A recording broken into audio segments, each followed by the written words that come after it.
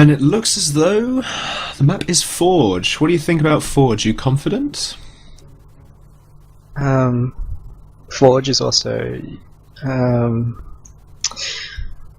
it really depends on Forge as well, like what he's going to do, what am I going to do. So there's a lot of mind games involved. Yeah, I don't want to give away too much, because I have some strategies for Forge, but I don't want, like, just in case BattleBear's listening, or some of his spies are listening. Even the trees are on his side. But yes, so we'll... Sorry, go ahead. I was just going to say, yeah, there are some ninja things that you can do on Forge. I'll try and do them, but yeah. Okay, cool. Yeah, time to get on with Game 3. Good luck, and have fun.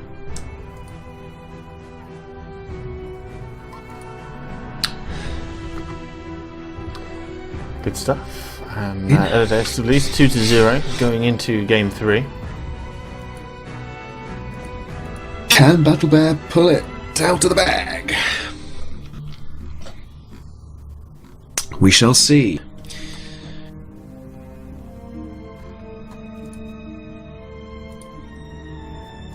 Find out next time. Okey-doke. Let's jump straight into the game. Here with BattleBear another day. Indeedy do. And what's the planet name for this system, Marshall? Forge, or Hephaestus. Hephaestus. Indeed. Hello and welcome everybody, I'm ZaphodX and we are here with King of the Planet 11 presented by eSports.com, and I'm joined here by Marshall. Hello there folks, indeed, and as the players spawn in, BattleBear on the north going for heavy bots, 3 bot factories there to 1 air factory, while the King and Adair spawning on the south going 2 initial vehicles in Game 3. Yep, so very different builds coming out from the players. Going to be some heavy harassment coming out from BattleBear, but I wouldn't be surprised if Eladea, well, he's going all vehicles, he's not even going air here, so this is a real switch up to the meta, and a bit of a surprise. No, he's changing it, he's going to get 1 air factory in there, so that's a bit more what we would expect. And we are playing on... This is the ranked map, right? Yes, I don't this think it is used to what be we called made. this, but... Yeah, it did. That's not the planet name though, right? Yep, Hephaestus, the planet name. Go on, give it a go. It's a horrible planet name. We'll call it Forge. Pelicans already coming out with the T1 Pelicans just changing up build orders all over the place. Yep. I must admit, I tend to do T1 Pelicans on this, but I go vehicles rather than bots, and then I send fabricators over to the 6 mechs over there, wall in, get up an anti-air, and then a factory or 2, and maybe over to the expansions on those sides as well, because you can really expand fast. Yeah. But yeah, I tend to go heavy vehicles. But interestingly, we're going heavy grenadiers from BattleBear. This is interesting to me, as well as a combat fabber. I think grenadiers, if they get sat behind walls, can really destroy tanks, and then you can turtle in with pelters and then just press forwards. So I think it's going to be really interesting, and because the combat fabber is there, I think we are going to see some wall strats going from BattleBear. I think we also have some height variations on this planet, quite a bit, with little plateaus and stuff like that, and then you can also shoot over some of the CSGs as well using the grenadiers, so there's quite a lot of... And yeah, walls are particularly powerful as well on this map, just because there's so many little choke points that are nice and easy to defend, using those combat fabbers, keep your units alive and build the walls on the fly. I think this is a pretty powerful strategy that BattleBear is going to be trying here. It is powerful, but it is risky, because if we look at him right now, he is stalling his metal. So he does need to go and claim those 4 there. Those are very important to get. But the bomber comes in. Wow, there goes the combat fab. And I think he realises now, okay, let's get some more interceptors, having a look around. But yes, he does get the Pelican over there, walling in a little bit, getting up the turrets, so he's stalling on metal, as you mentioned, but he's invested all that time in the laser defense tower and the anti-air, and that should mean that he's relatively secure to get those mechs. Of course, one bomber can suicide itself just to take care of him, which is always a viable option for Eladea. Indeed, but this is really interesting to me. Eladea out here expanding to those metal. You don't tend to see that very much unless the player is comfortable that they can get away with it. So that suggests that Eladea is realizing that Battle Bear is playing a slower, more he is, aggressive turtle game. Yeah, it's a little harder for him to push. He's actually going double wall strats here. Yeah. On with that choke point. And I think this is powerful for Elidea because it gives him so much staging ground over the entire planet. It really, really is a very powerful amount of map control to be holding. That it is, but we see these docks moving out on the front now with Grenadiers backing them up.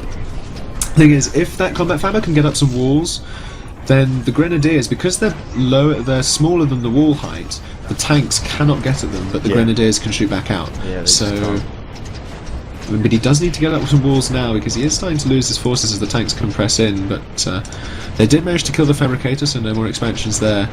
But the walls, Grenadier fire coming in nicely. Got a bit of it hitting the walls. Yeah. They do actually tend to take tanks down pretty quickly when they start focusing. And now with the combat fabricator there, sort of fortressing in, but oh my goodness, in the back of Battle Bear's base, we didn't see this. That must have been a hot pelican drop with infernos. Oh wow, that's going to be something of a pain to deal with. The Uber cannon missing as well. That's a real nuisance. The power gens there, they do actually go down relatively quickly now since they got nerfed down to 1000 HP. So nice little Inferno drop. He does take care of the air factory, but I'm not sure really how much lasting damage. If he took care of more power gens, then that really would be a huge thing. But I think the additional pressure he's putting on here with his units is also helping out and stopping Battle Bear do exactly what he wants to. I think Battle Bear needs to transition up into tanks, certainly if only to defend against this sort of thing, because now Elidea are realising, okay, so you're going to be an aggressive turtle down that side, I'm just going to come in around the other side and the back of your base where your units are not. And now with these tanks over here as well, they're just going to go and set up that movement queue to the expanding mechs, which they will be able to sort out. So Elidea has scouted the right hand side where Battle Bear has those 6 mechs. It's a really big advantage for Battle Bear. And if Elidea doesn't do something about it soonish, it'll be harder and harder for him to make a move. He is, however, making some moves on the middle and moving in with his tanks, which are having some good wins and forcing him back. We do see the switch up to tanks now with the second vehicle factory coming out for Battle Bear. Shouldn't we see another air factory pretty soon to get back in the air game? Quite possibly, but I mean, on Forge, it's such a small map, and if your commander's in the right place, then as long as you've got enough, AA in your army and enough to stop bomber snipes on your commander, then there isn't really too much that the bombers can do. But right now I'm sort of talking blind because my PA crashed, so I'm loading back into the game currently. Okie doke. Battle Bear's main base is now coming under some pressure. He's going to move his Grenadiers back. Nice placement of the walls, but unfortunately gets shot down. Going for double walls now with another combat fabber, and he holds on for now, but both teams lost some of their units, and surprisingly these tanks haven't actually moved in on the right hand side and attack those mechs from Battle Bear. That would be a beautiful place for him to finally get in there. I think he'd be able to overwhelm that one single laser turret. Yeah, but I mean, putting those walls in his base, I think it could have been a bit more aggressive with that wall placement, putting them further out there.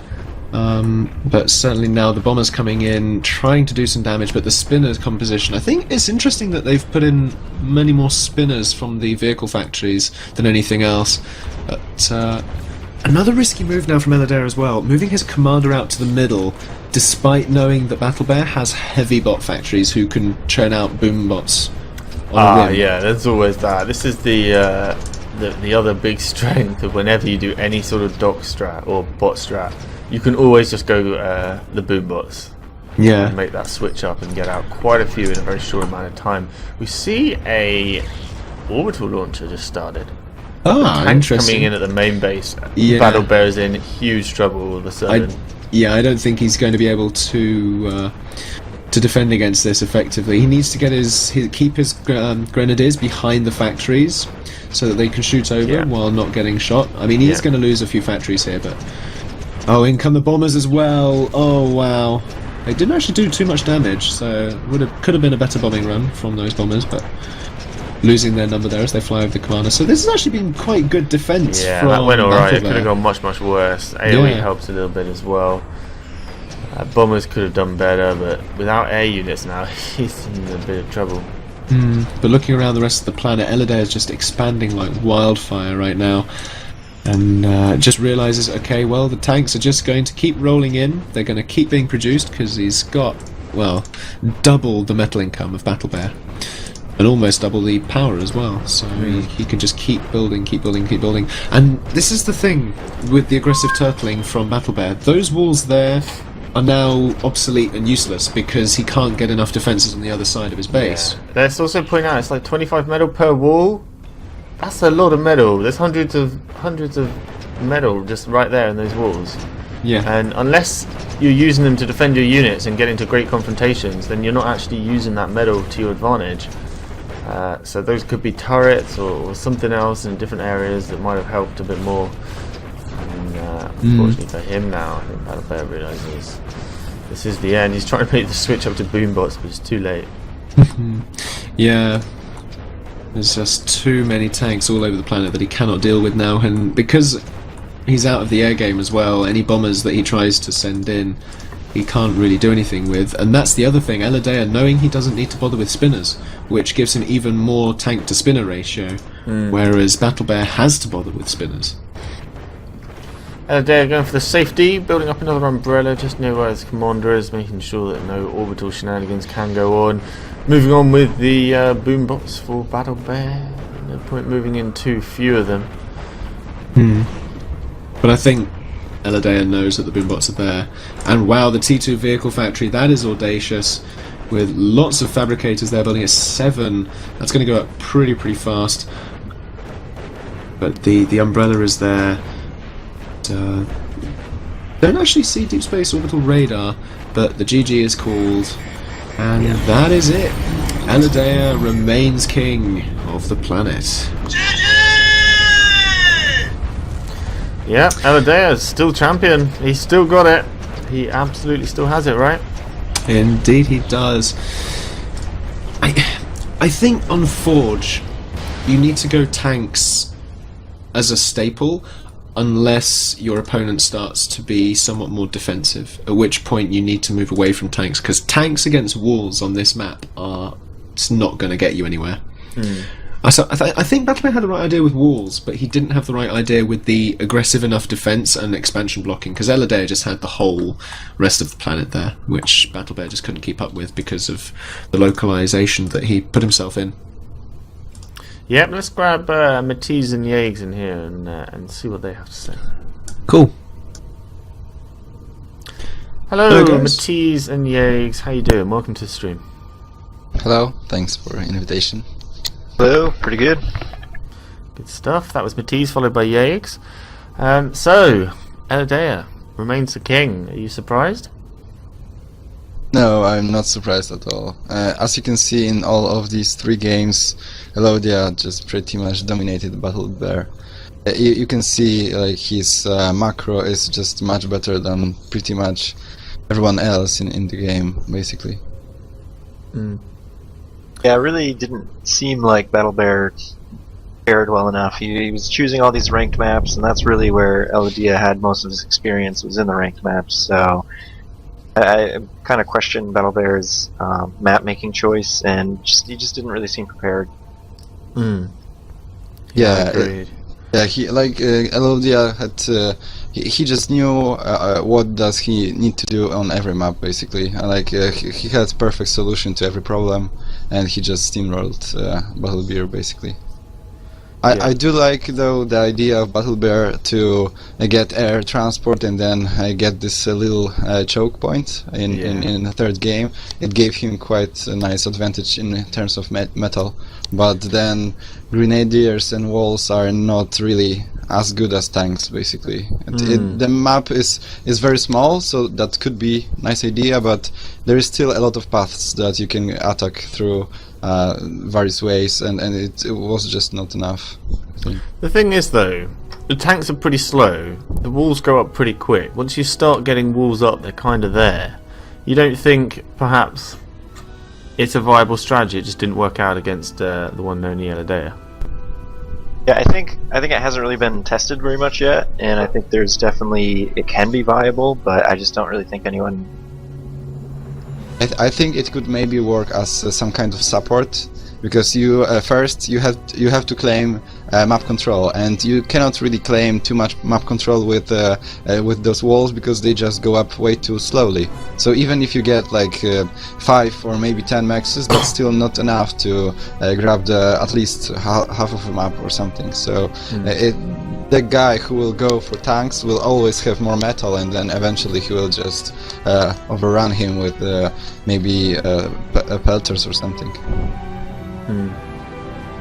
So, Matthias, you've been away for quite a while. What did you think of the all-naval from Elideo in the second game? Yeah, it was. It seems like it's just very good. Aircraft has been nerfed quite significantly, as I can see.